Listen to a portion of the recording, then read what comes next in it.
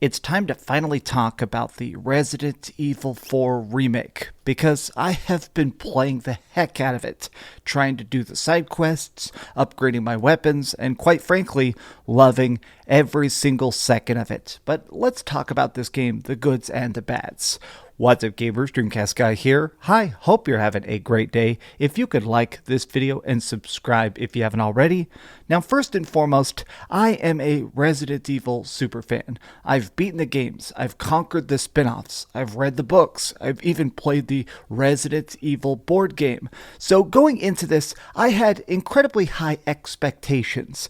Back in 2005, when Resident Evil 4 first came out, it was a game that felt like a big tone shift. The classic Resident Evil games were absolutely terrifying. They were true save one bullet terror, where every zombie, every licker, every tyrant could instantly ruin a perfectly good run. And I completely loved that. Whereas Resident Evil 4, it felt less scary. That seems the biggest tone shift of RE4 Remake.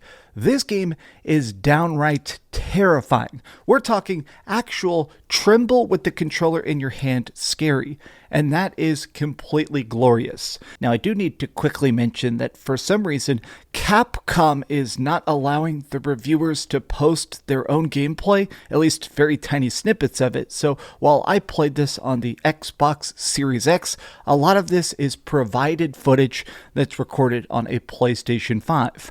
But even from a technical standpoint, what really kind of hit me first, despite just the crazy, well upgraded gameplay, is how good the RE4 remake looks. The lighting system, the gore, the extra bits of blood spray, or even just the audio design of trying to dodge somebody in a cave, throwing a stick of dynamite at you and hearing it echo off the walls. This is a big technical leap, and easily, in my opinion, the best looking Resident Evil game of all time. But more than that, I love the newly upgraded gameplay across the board. Aiming is faster. Now, whenever you need to switch weapons, there's this inventory wheel where you can just press up or down, and now you have basically a quick slot so you can set up multiple ranged weapons, different grenades, shotguns, handguns, and I love the fact that this feels so much more playable. In the original version, which I played through recently, it kind of becomes annoying to constantly be opening your inventory every single time you want to try and switch out one particular gadget. Now, everything is built for speed, and honestly, it just works so good. Now, I do want to talk about my favorite massive change to the gameplay, which is knives. There's a crucial focus in this game that really is about the fact that Leon Kennedy has gotten so much special forces training. He is a secret agent on a mission to try and find the president's missing daughter, and he's really got the chops to actually do this impossible task. Most specifically because of the fact that now you can do a lot with the knife. You can parry things out of the air, you can block chainsaw blades, you can actually even sneak up on enemies, including big enemies that were actually incredibly difficult in the original game. You can now go up and stab them directly in their parasite. The knife system is fantastic, but it does bring me to the one tiny gripe I have in this entire game. Knives are incredibly brittle in this. Whenever you swing your blade to hurt somebody or to try and bat something out of the air like a crossbow bolt, or if somebody grabs you, you can press the right trigger to stab them in the throat and break that grab. It very quickly reduces the durability of the knife itself, and knives can break.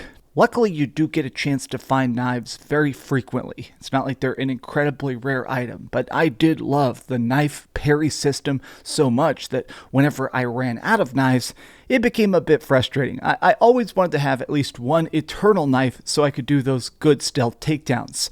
Now, I do want to quickly talk about the very glorious side quests that are all over the place. I mean, every part of this game is different. If you think you know Resident Evil 4, this game is going to blow your mind. Every puzzle is different. Every boss fight is different. Every environment is different. So even though you are hitting the main story beats with a darker tone to it, this is a completely new game, and almost Every single major area has basically side quests, different request boards where there'll be a note that asks you to shoot blue medallions, try and kill snakes and turn them into the vendor. It's really cool that the merchant has this additional purpose of not only being able to sell you weapons and upgrade your weapons, but it's cool that he works as this additional motivator to keep you exploring, to keep you wanting to double back. A lot of times when you're leaving an area, there will be a side quest notice at the end of it that sort of entices you that, hey, if you go back and search for those couple things you missed, there is a big payout. The quest rewards are more than just straight up cash. You actually get these little gems called spinels, which can be traded in for items or even bigger upgrades later in the game.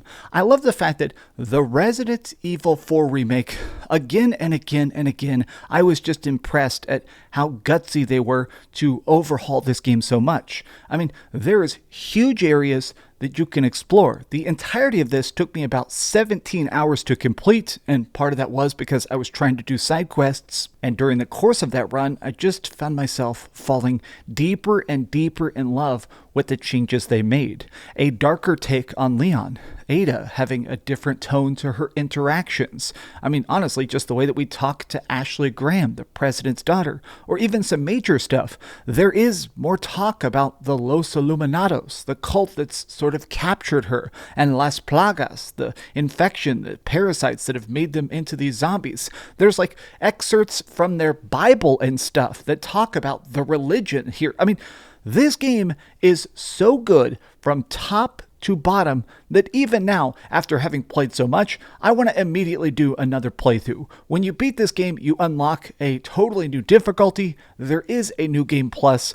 If you're thinking 16 hours is a short run through, you don't understand Resident Evil. This is one of those games I'm going to do 5 more playthroughs, and I'm going to love all 5 playthroughs. I'm not going to skip any cutscenes on all 5 playthroughs, and it's going to be a freaking blast. This is the game to play. But let's go over to the ratings board and put a big number on it. I am giving the Resident Evil 4 remake a 10 out of 10. Thank you so much for watching, gamers. If you enjoyed this video, give it a big old thumbs up, share it with your friends, and subscribe if you haven't already, and please keep dreaming. What a great day. Capcom, you released the Resident Evil 2 remake in 2019, and things just keep getting bigger and better. I think it's time to finish off the classic saga. It's time to remake Resident Evil Code Veronica. You know it's true.